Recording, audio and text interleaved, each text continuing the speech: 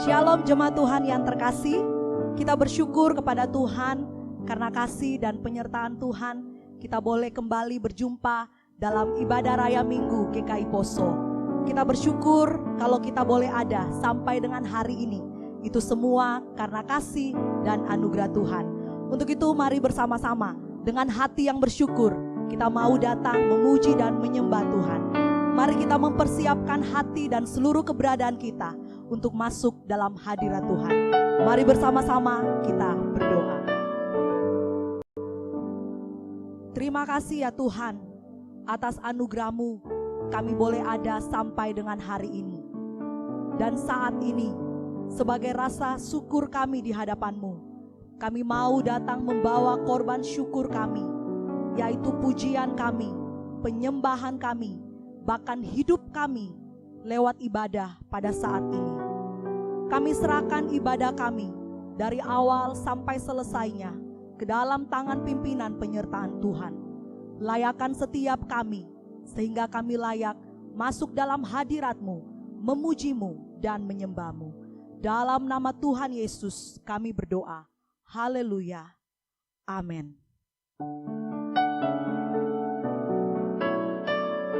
Mari setiap kita datang kepada Tuhan dengan hati yang rindu.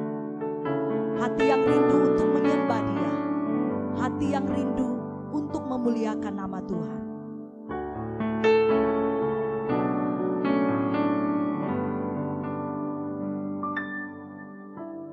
Ya Allah, Engkau kerinduanku, selalu ku cari wajah-Mu Tuhan, seperti tanah yang kering rindukan air.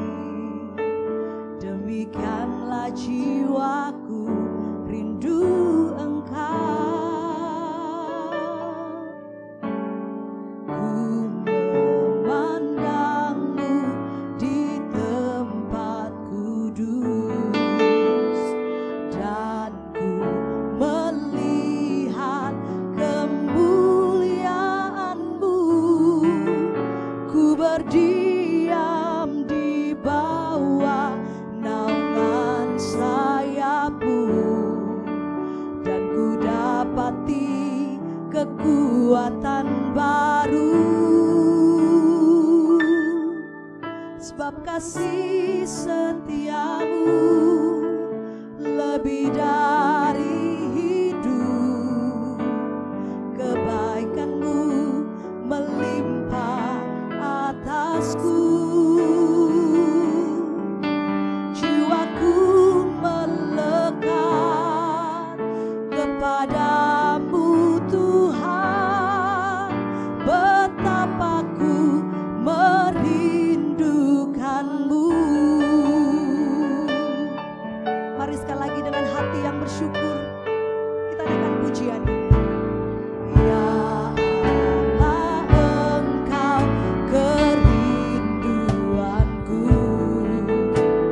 selalu ku cari wajah-Mu Tuhan, seperti tanah yang kering rindukan air.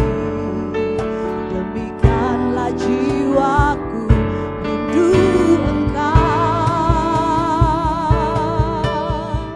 Ku memandang-Mu di tempat kudus, dan ku melihat kemuliaan-Mu.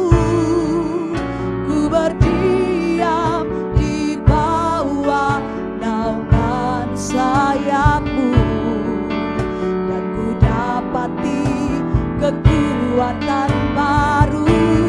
Sebab kasih setia-Mu lebih dari hidup, sebab kasih setia-Mu lebih dari hidup, kebaikan-Mu melimpah atasku. Jiwaku melekat kepada-Mu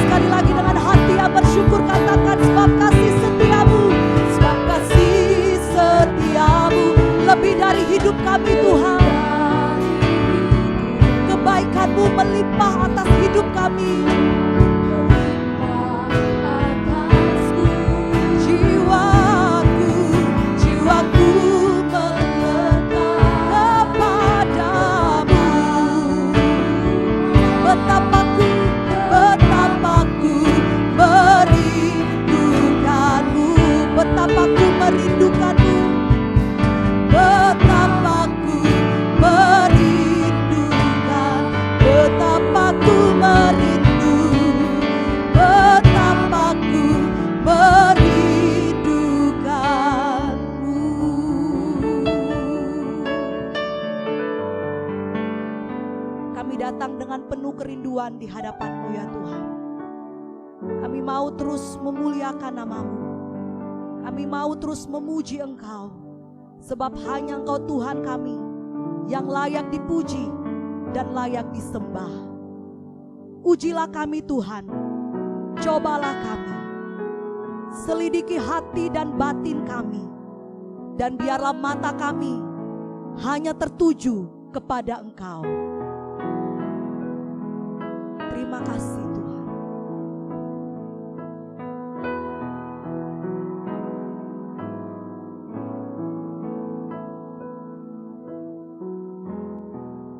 Ujilah aku Tuhan, cobalah aku Tuhan, selidiki batinku dan hatiku, mataku tertuju padamu. Aku cinta padamu Tuhan, aku rindu hadirat-Mu Tuhan, aku ingin selalu dekat padamu, menikmati kehadiran-Mu.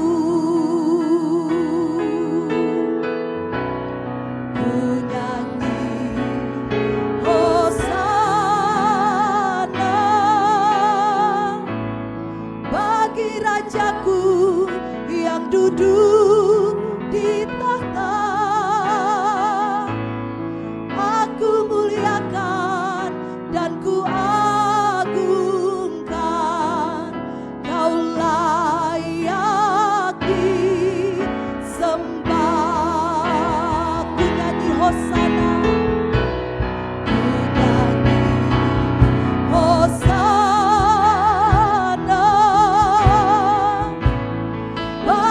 Rajaku yang duduk di tahta, aku muliakan dan ku agungkan. Kau layak disembah. Mari kembali naikkan pujian ini. Katakan, aku cinta padamu. Aku cinta padamu Tuhan, aku rindu hadirat-Mu Tuhan,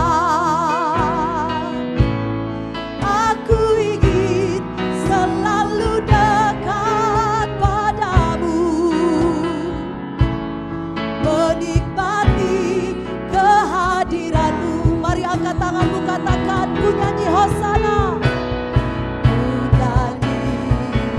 Hosana bagi Rajaku yang duduk di tahta, aku muliakan dan ku agungkan.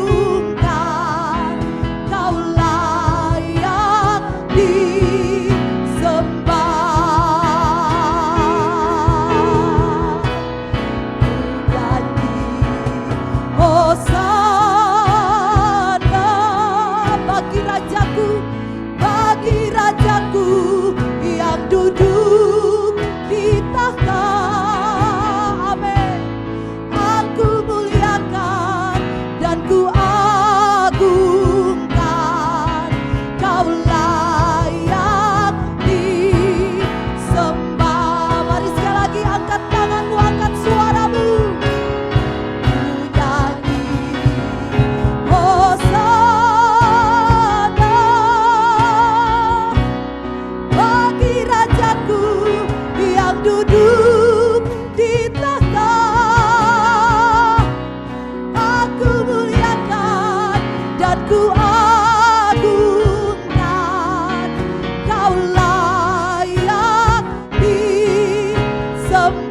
Sekali lagi katakan, ku nyanyi hosana.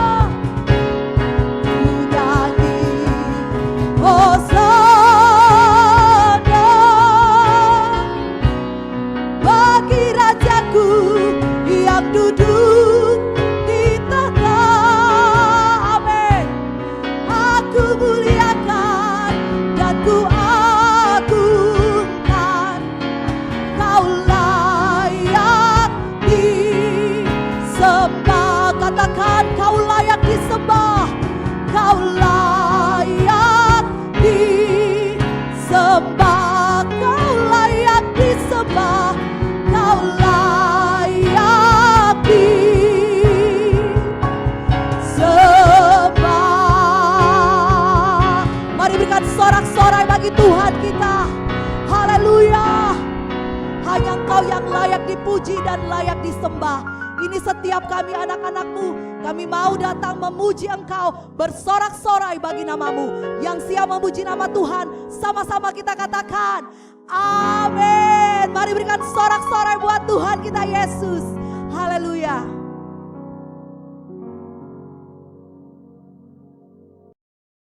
Tiba saatnya kita akan memuji dan memuliakan nama Tuhan kita. Sebab Tuhan adalah sumber kekuatan kita. Mari bersama-sama Bapak Ibu jemaat kita bangkit berdiri. Kita akan memuji dan memuliakan Tuhan kita. Allah sumber kuatku. Mari sama-sama kita bertepuk tangan memuji Tuhan. Haleluya.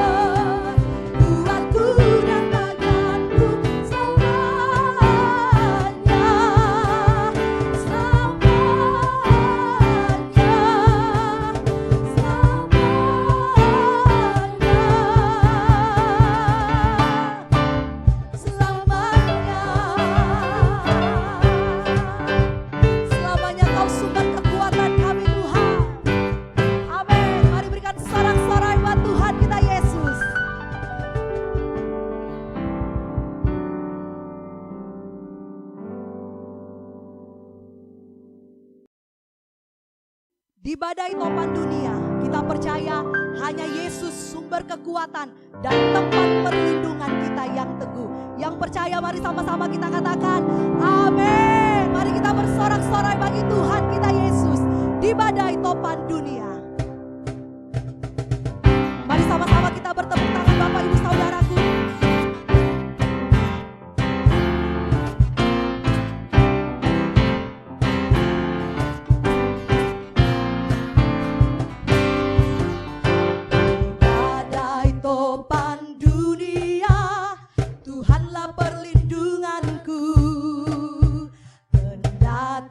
Goncang semesta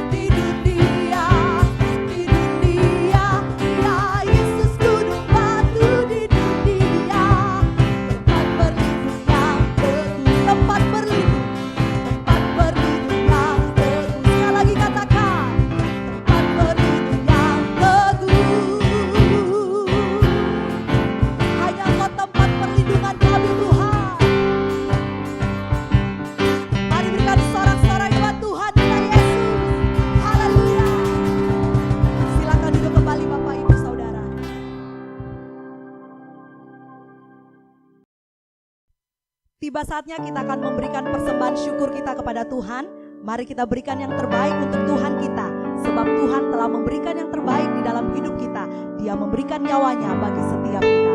Sambil persembahan dijalankan, kita naikkan pujian yang berkata, kecaplah dan lihatlah betapa baiknya Tuhan itu.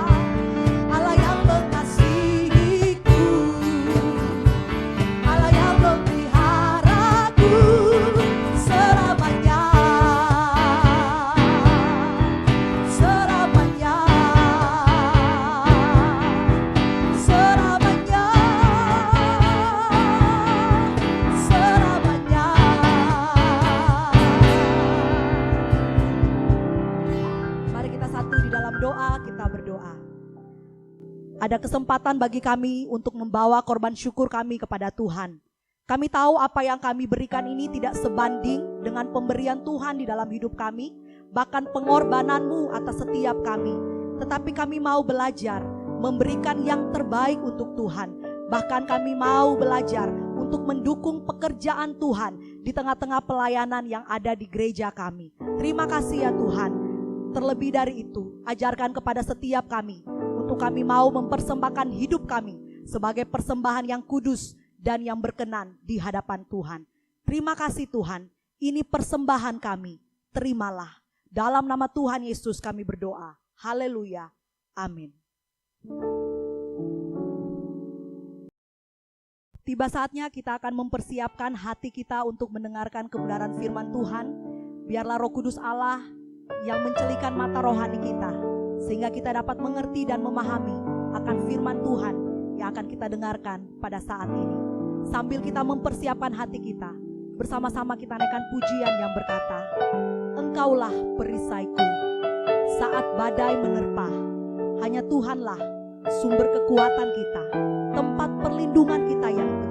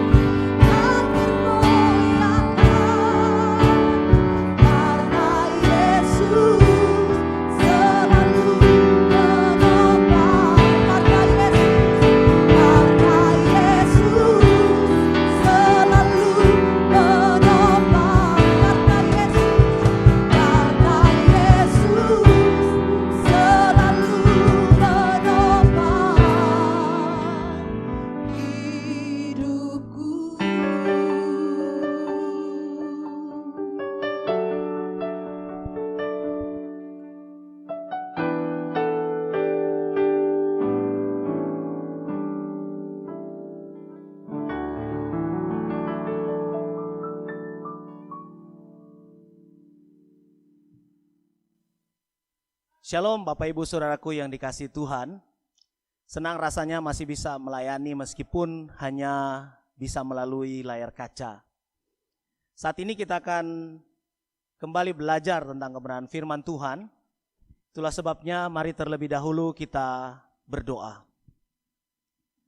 Kami bersyukur kepadamu ya Bapa di surga, karena kebaikan mula kami ada sampai saat ini.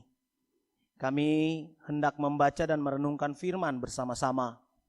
Mohon Roh Kudus kiranya bekerja atas kami, kuasai hati dan pikiran kami, supaya kami boleh dapat mengerti kebenaran firman, dan kami boleh didorong untuk menjadi pelaku-pelaku firman. Kami berdoa, berserah di hadapan-Mu, dalam nama Tuhan Yesus. Haleluya, amin. Baik, kita akan melanjutkan pelajaran kita tentang pengakuan iman rasuli. Pada minggu yang lalu kita sudah belajar tentang pengakuan iman rasuli yang pertama, yaitu aku percaya kepada Allah, Bapa yang Maha Kuasa, Khalik langit dan bumi. Dan pada saat ini kita akan belajar poinnya yang kedua, yaitu aku percaya kepada Yesus Kristus, anaknya yang tunggal, Tuhan kita, yang dikandung daripada Roh Kudus, lahir dari anak darah Maria, yang menderita sengsara di bawah pemerintahan Pontius Pilatus. Nah, teks Alkitab yang akan kita baca pada saat ini diambil dari beberapa tempat, yaitu dari Lukas 1 ayat 35, Matius 1 ayat 23, dan Matius 27 ayat 11 sampai 14. Mari kita membacanya terlebih dahulu.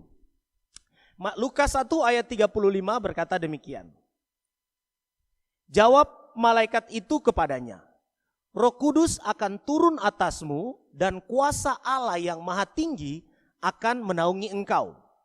Sebab itu anak yang akan kau lahirkan itu akan disebut Kudus, anak Allah. Matius 1 ayat 23 berkata, sesungguhnya anak darah itu akan mengandung dan melahirkan seorang anak laki-laki. Dan mereka akan menamakan dia Immanuel, yang berarti Allah menyertai kita. Lalu Matius 27 ayat 11 sampai 14 berkata, lalu Yesus dihadapkan kepada wali negeri dan wali negeri bertanya kepadanya, engkaukah raja orang Yahudi? Jawab Yesus, engkau sendiri mengatakannya. Tetapi atas tuduhan yang diajukan imam-imam kepala dan tua-tua terhadap dia, ia tidak memberi jawab apapun. Maka kata Pilatus kepadanya, tidakkah engkau dengar betapa banyaknya tuduhan saksi-saksi ini terhadap engkau? Tetapi ia tidak menjawab suatu kata pun, sehingga wali negeri itu sangat heran. Nah, Bapak Ibu Saudaraku yang dikasihi Tuhan, hari-hari ini iman kita memang sedang mengalami ujian yang sangat berat. Atau apa yang kita ikrarkan setiap minggunya sebagai aku percaya itu sering saat-saat ini sedang diuji sedemikian rupa karena peristiwa virus corona ini. Itulah sebabnya saya pikir penting untuk kita kembali merenungkannya, agar kita dapat menghidupinya, menjalani apa yang kita akui, apa yang kita ikrarkan di dalam kredo ini. Nah, Tuhan kita Yesus Kristus itu yang akan kita bahas dalam khotbah kali ini. Nah, pengakuan iman yang kita ikrarkan setiap minggu di gereja sesungguhnya menunjukkan bahwa kita sudah percaya Yesus adalah yang diurapi karena kita menyebut dia Kristus. Dia adalah Yahweh, penyelamat kita. Dia anak Allah satu-satunya dan dia adalah Tuhan sesembahan kita. Dalam tulisannya The Byzantine Fathers of the 5th Century, ada seorang yang bernama George Florovsky. Dia menjelaskan bahwa ada dua pemahaman yang berdiri sendiri dari pemikiran bidat. Yang satu diwakilkan oleh mazhab Yahudi Kristen yang bernama Ebionit. Singkatnya, mereka mengajarkan bahwa Yesus adalah manusia biasa yang mengamati dengan cermat hukum-hukum Yudaisme. Dan kemudian ia menjadi Mesias. Lalu pemahaman ekstrim lainnya diwakilkan oleh kaum Doketis. Istilah ini berasal dari bahasa Yunani dokein yang berarti tampak atau kelihatannya. Doketisme ini sebenarnya jauh lebih kepada suatu spekulasi atau sikap daripada sebuah doktrin terpadu atau kelompok yang menyatu. Nah, sekte-sekte gnostik yang banyak sekali akan masuk ke dalam sistem bidat doketis mereka yang tendensius. Singkatnya, kaum Doketis memandang penderitaan dan kemanusiaan Kristus sebagai hal yang semu daripada hal yang nyata. Justin Martyr menyebut mereka sebagai kaum yang mengklaim bahwa Yesus Kristus tidak benar-benar datang menjadi daging, menjadi sarks, tapi hanya sebagai roh, dan mengungkapkan suatu penampilan, fantasian dari daging. Itu kata mereka menurut Justin Martyr.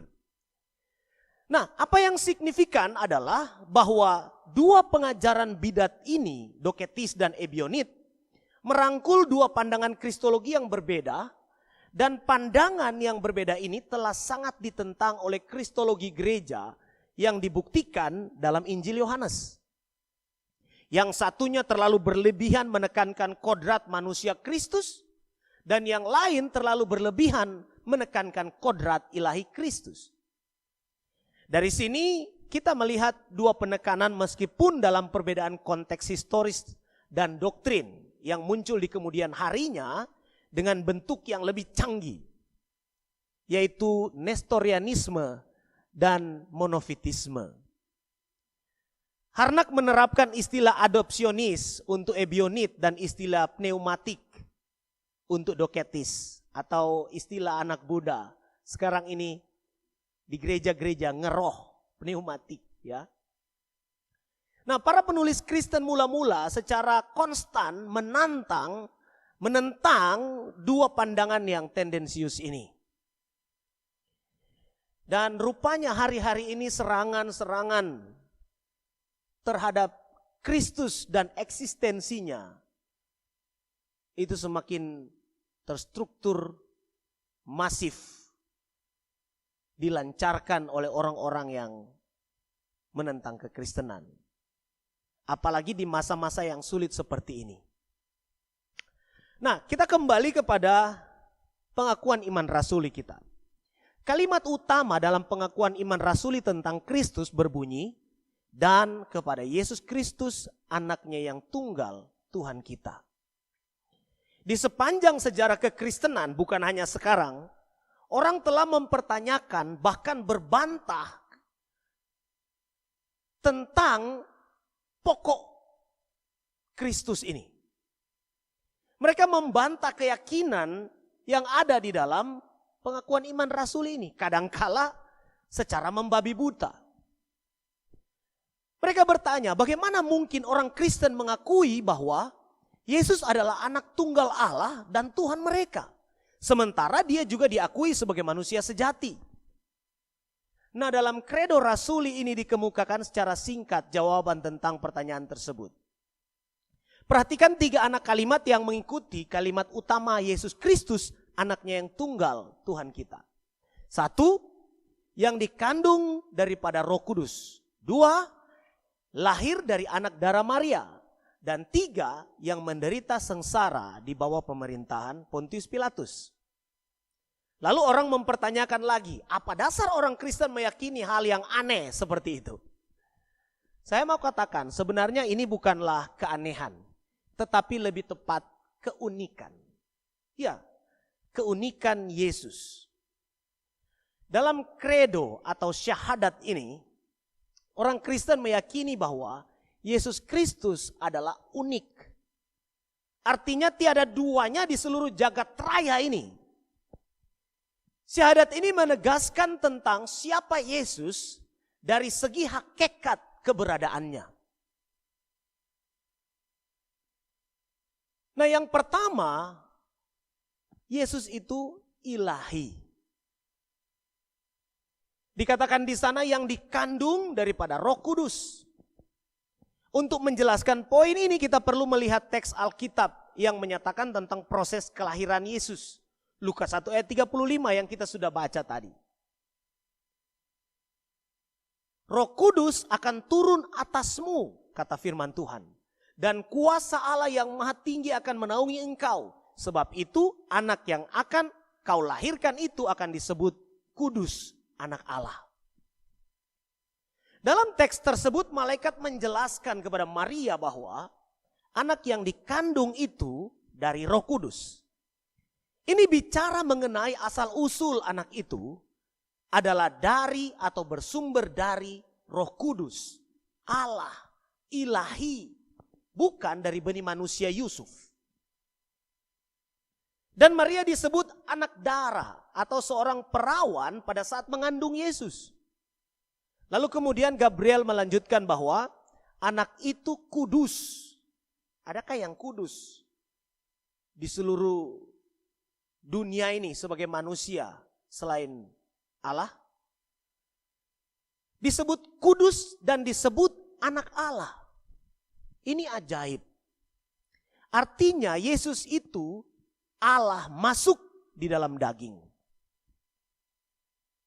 Filipi 2 ayat 6 dikatakan, yang walaupun dalam rupa Allah tidak menganggap kesetaraan dengan Allah itu sebagai milik yang harus dipertahankan.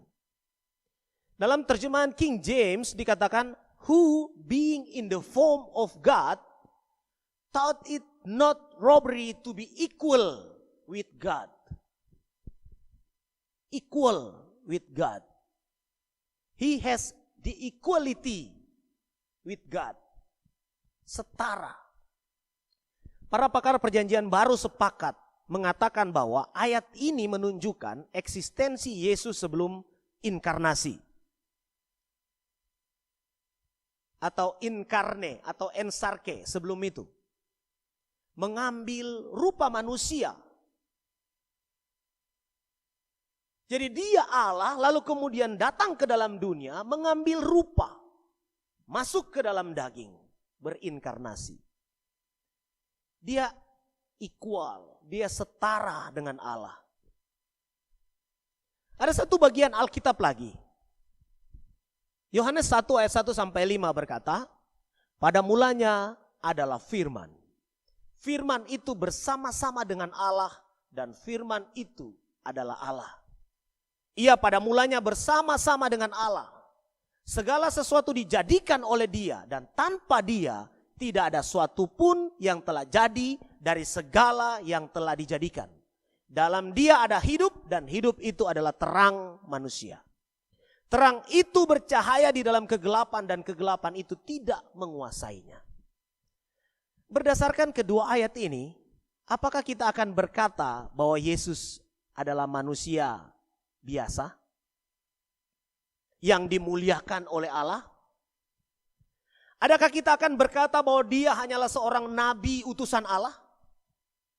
Bahkan Yesus sendiri mengakui bahwa sesungguhnya sebelum Abraham jadi, aku telah ada. Dalam teks asli di sana digunakan ego eimi. Itu sama dengan ehye, eiser ehye. Aku adalah aku ada. Itu sama dengan Yahweh. Ketika dia menunjukkan diri atau memperkenalkan diri kepada Musa. I am that I am. Yesus adalah Allah. Kata-kata dan karya-karyanya adalah ilahi. Lihatlah apa yang dapat dilakukan Yesus di sepanjang pelayanannya. Yohanes mencatat ada 7 mujizat Tuhan Yesus dalam Injil Yohanes sebelum kematian dan 2 mujizat sesudah kematiannya. Air menjadi anggur. Yesus menyembuhkan anak seorang pegawai istana. Pasal 4 ayat 46 sampai 53. Yesus menyembuhkan seorang lumpuh di Bethesda. Pasal 5 ayat 1 sampai 9. Yesus memberi makan 5.000 orang. Pasal 6, 1 sampai 15. Yesus berjalan di atas air. Pasal 6, 16 sampai 21. Yesus mencelikan mata seorang yang buta sejak lahir. Pasal 9 ayat 1 sampai 12. Yesus membangkitkan Lazarus dari kematian. Pasal 11 ayat 38. Lalu setelah dia mati, mujizat berikutnya adalah kebangkitan Yesus. Dan kemudian dia memberikan hasil tangkapan 153 ekor ikan dalam pasal 21 ayat 4-6. Bukti apa lagi yang Anda cari untuk mempercayai Yesus Kristus Tuhan? Begini Bapak Ibu Saudaraku yang dikasihi Tuhan. Memang hari-hari ini bahkan saya sendiri merasakan bahwa beban hidup ini terasa semakin berat menekan. Gara-gara corona ini kita kesulitan untuk keluar rumah. Tentu saja sekaligus kesulitan mencari rezeki. Bagaimana kita membiayai hidup jika kondisinya terus begini? Membeli makan saja susah. Belum membayar cicilan-cicilan. Jangankan cicilan rumah, kendaraan bermotor, handphone. Cicilan rantang saja mungkin sekarang kita kesulitan untuk bayar. Tetapi mari kita teguh memegang pengakuan iman kita ini. Pada minggu yang lalu kita sudah bicara tentang percaya kepada Allah. Di bagian awal saya katakan bahwa kekristenan itu dibangun di atas dasar kepercayaan, di atas dasar iman. Sebab firman Tuhan berkata, orang benar akan hidup oleh percayanya. Bahwa Yesus Kristus adalah Tuhan, Allah penguasa semesta. Dialah yang mengatakan bahwa segala kuasa di surga dan di bumi ada padaku. Dialah yang berjanji akan menyertai kita hingga akhir zaman. Percayalah, Tuhan Yesus bukan hanya sanggup memelihara tubuh jasmani kita. Tetapi lebih dari itu, Dia bahkan sanggup menyelamatkan kita dari maut. Orang yang percaya akan hidup walaupun ia sudah mati, itu kata firman Tuhan. Kita bahkan tidak perlu gentar lagi dengan mereka yang hanya dapat membunuh tubuh jasmani. Yesus ilahi. Dia Allah. Itu yang pertama. Lalu kemudian yang kedua, Yesus itu insani. Dia itu manusiawi. Ya. Dalam pengakuan iman Rasul ini dikatakan lahir dari anak darah Maria. Mari kita baca lagi Alkitab dalam Matius 1 ayat 23. Sesungguhnya anak darah itu akan mengandung dan melahirkan seorang anak laki-laki. Dan mereka akan menamakan dia Immanuel, yang berarti Allah menyertai kita. Dikatakan ia lahir, artinya Yesus itu insani. Manusia sebagaimana adanya. Perhatikan beberapa ciri manusia. 1, lahir. 2, dia mempunyai nama. Namanya Yesus. Dinamakan Immanuel. 3, dia bisa merasakan penderitaan. Dan nanti dijelaskan, dia bisa mati. Yesus adalah manusia lumrah sebagaimana kita. Mengalami pergumulan seperti kita. Dan dia menang atas semua. Itulah manusia Yesus. Ibrani 4 ayat 15 berkata, sebab imam besar yang kita punya bukanlah imam besar yang tidak dapat turut merasakan kelemahan-kelemahan kita. Sebaliknya sama dengan kita, ia telah dicobai hanya tidak berbuat dosa. Artinya dia mengerti pergumulan kita, memahami solusinya dan dapat mengatasinya.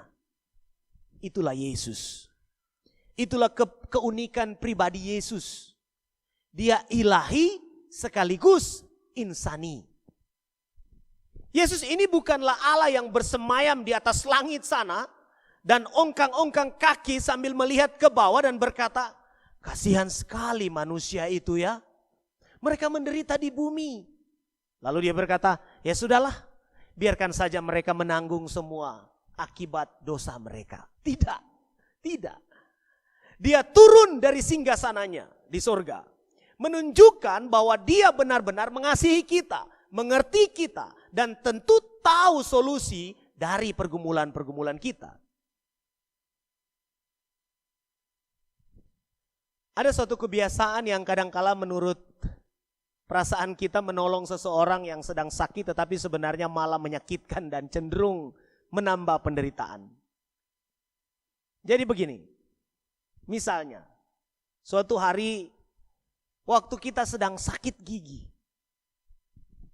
waktu lagi nyut-nyutnya, ya, bukan lagi sayang-sayangnya. Tiba-tiba datang seorang kawan. Ketika dia tahu bahwa kita sedang sakit gigi, dia mulai berkisah tentang sakit gigi. Dia menjelaskan apa itu sakit gigi. Dia mulai dengan apa itu gigi. Bagaimana gigi itu bisa sakit. Hingga apa yang dapat menyembuhkan sakit gigi itu. Lalu setelah kisahnya berakhir, ia pun beranjak dari tempat duduknya dan pamit pulang. Kira-kira Bapak Ibu Saudaraku yang dikasihi Tuhan, bagaimana perasaan Anda jika diperlakukan seperti itu? Nah, Yesus ilahi itu tidak demikian.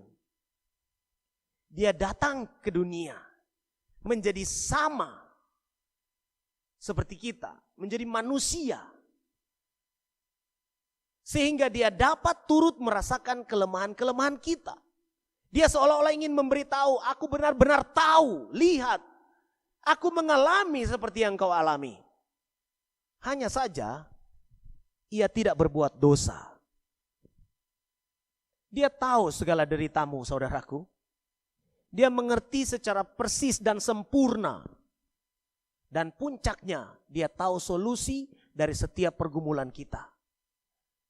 Jadi hanya dialah satu-satunya pribadi yang tepat untuk kita datangi.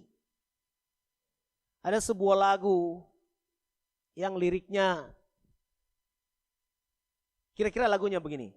Serahkanlah hidupmu padanya, serahkanlah seluruh persoalanmu.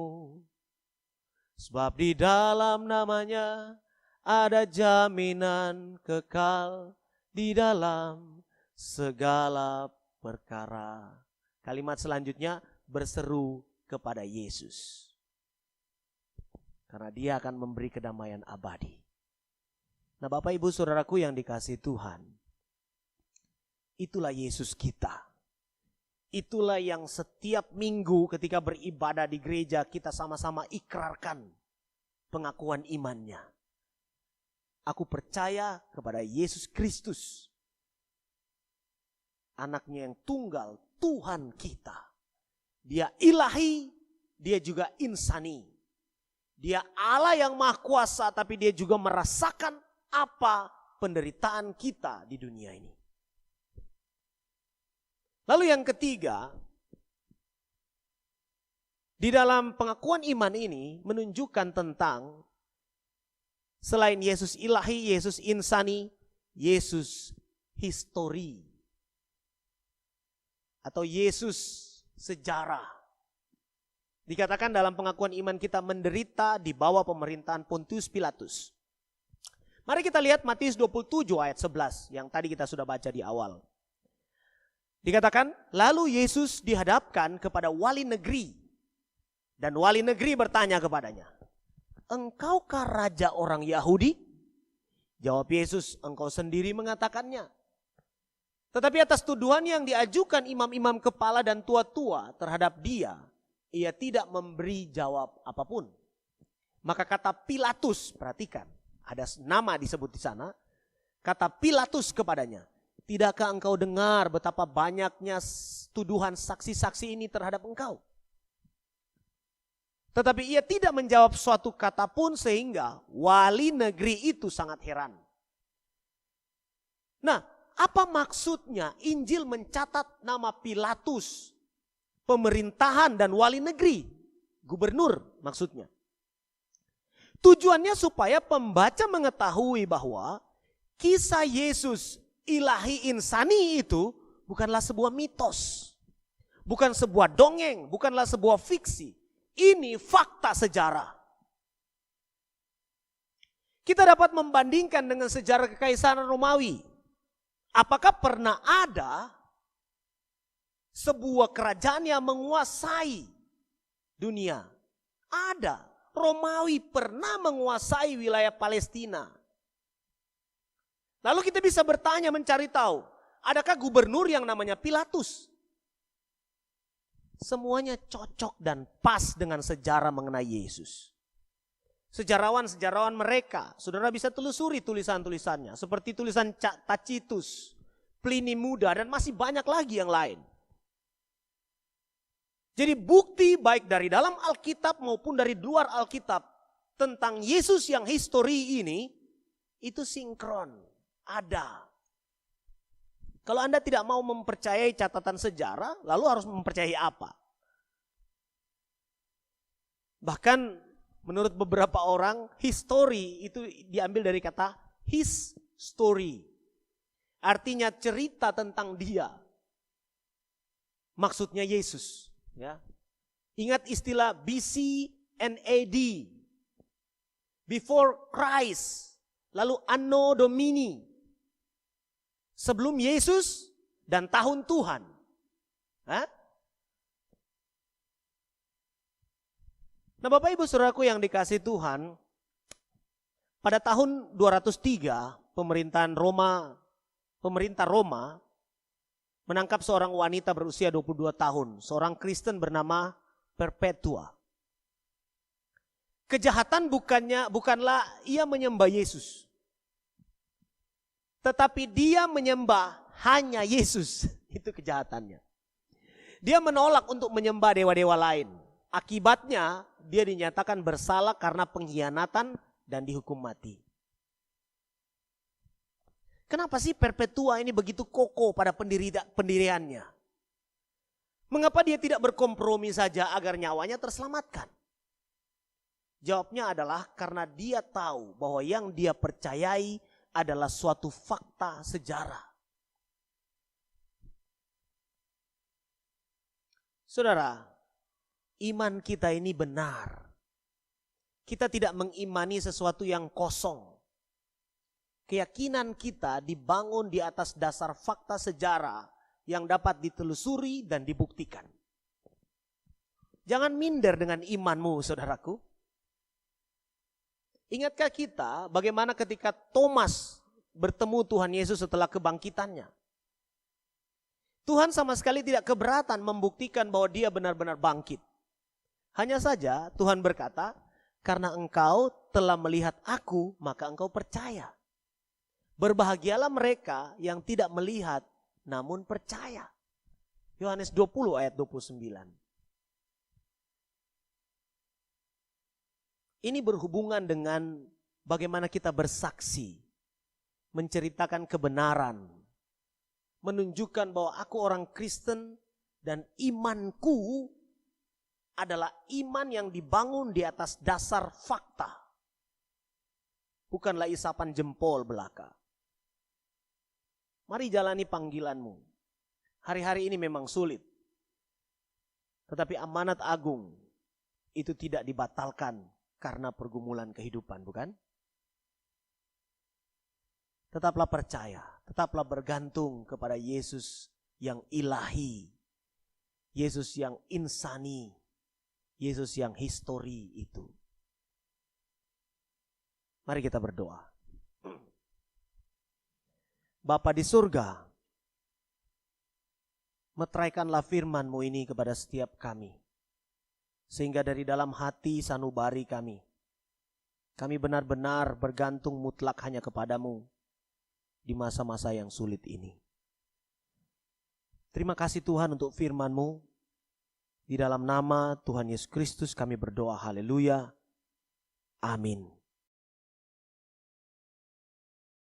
Baik Bapak Ibu Saudaraku yang dikasihi Tuhan, mari kita berdiri bersama-sama, bersama dengan orang percaya di segala tempat dan di sepanjang abad, kita mengikrarkan pengakuan iman kita, yaitu pengakuan iman rasuli.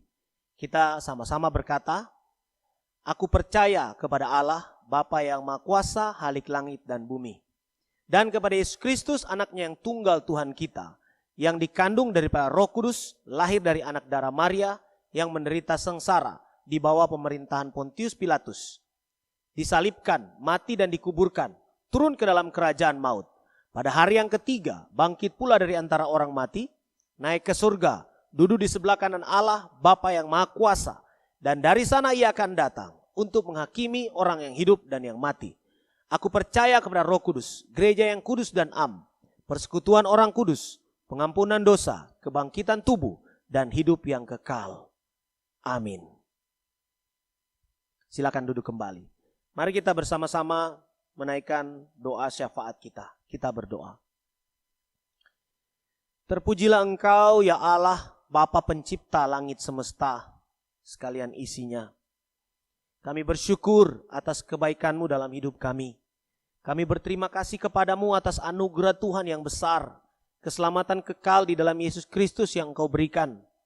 Sungguh ya Tuhan, itu adalah hal terbaik yang boleh kami terima di seluruh muka bumi ini. Terima kasih juga ya Tuhan untuk berkat-berkat jasmani yang Engkau berikan. Makanan, minuman, pakaian, tempat tinggal yang masih Engkau berikan.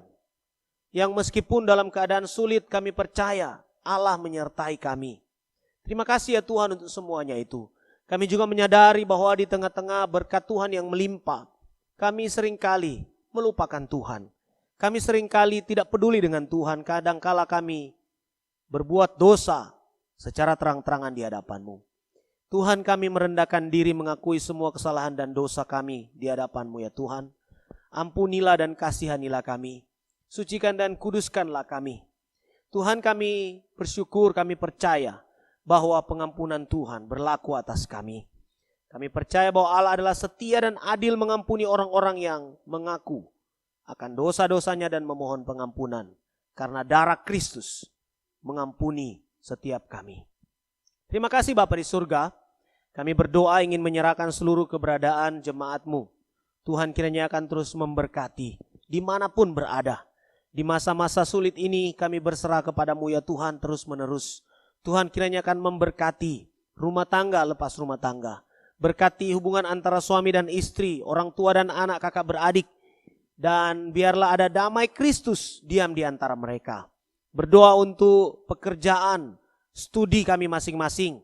Tuhan yang akan memberkati, Tuhan buat berhasil semuanya. Berdoa untuk pelayanan-pelayanan kami ke depan. Tuhan kiranya akan terus memberkati biar semua itu boleh semakin maksimal. Dan melalui pelayanan kami nama Kristus dimuliakan, banyak orang diberkati. Kami berdoa ya Tuhan, ingin menyerahkan terus seluruh pelayanan gereja-gereja Tuhan di seluruh negeri ini. Tuhan kiranya akan memberkati semuanya, agar meskipun di masa-masa yang sulit ini, kami tetap menjadi alat yang baik di tangan Tuhan. Kami mau berdoa ya Tuhan bagi saudara-saudara kami yang sedang bergumul dengan sakit penyakit. Tuhan kiranya menjamah mereka. Tuhan yang akan menyembuhkan mereka. Berdoa bagi semua orang yang mungkin hari-hari ini sedang terserang virus corona. Tuhan menyembuhkan mereka dengan kuasa Allah. Mereka boleh kembali sehat sebagaimana sedia kala. Kami percaya Allah bekerja di dalam persoalan dan pergumulan yang berat ini. Kami mau berdoa ya Tuhan, ingin menyerahkan saudara-saudara kami yang juga sedang sakit karena penyakit-penyakit yang lain.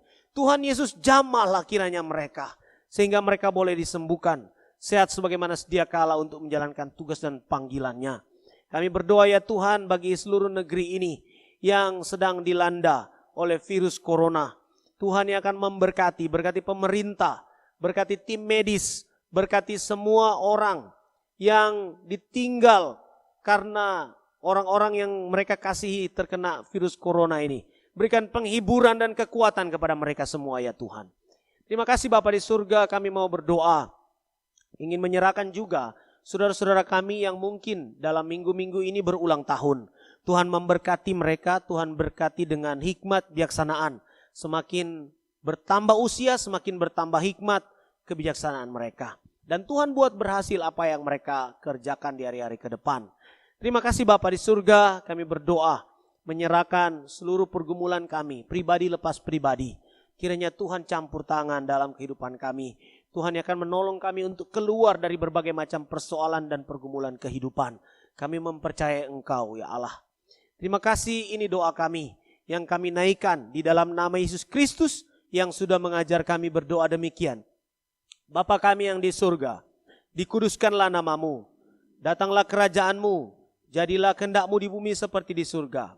Berikanlah kami pada hari ini makanan kami yang secukupnya, dan ampunilah kami akan kesalahan kami, seperti kami juga mengampuni orang yang bersalah kepada kami. Janganlah bawa kami ke dalam pencobaan, tapi lepaskanlah kami daripada yang jahat. Karena Engkau yang punya kerajaan, kuasa, dan kemuliaan sampai selama-lamanya. Amin. Saya percaya setiap kita telah diberkati lewat firman Tuhan yang sudah kita dengarkan pada saat ini. Tiba saatnya kita akan mengakhiri ibadah kita. Untuk itu saya jemput setiap kita untuk bangkit berdiri. Kita mau kembalikan segala pujian, segala hormat dan kemuliaan hanya bagi Tuhan kita Yesus Kristus. Ku nyanyi Hosana.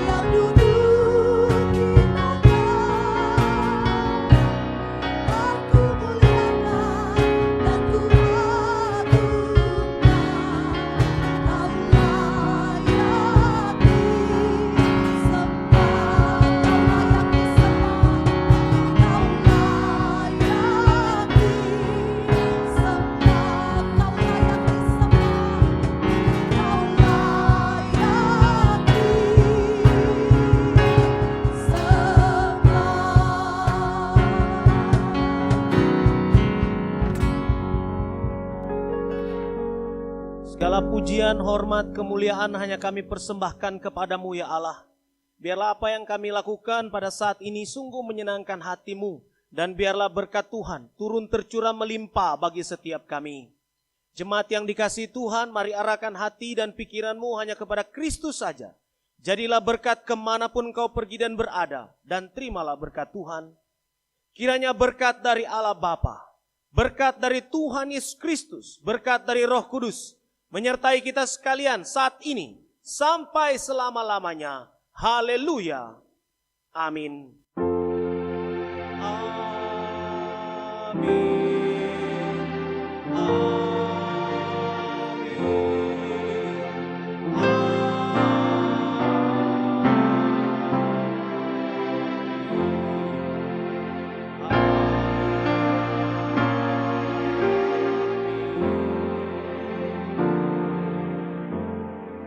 Silakan duduk kembali, doa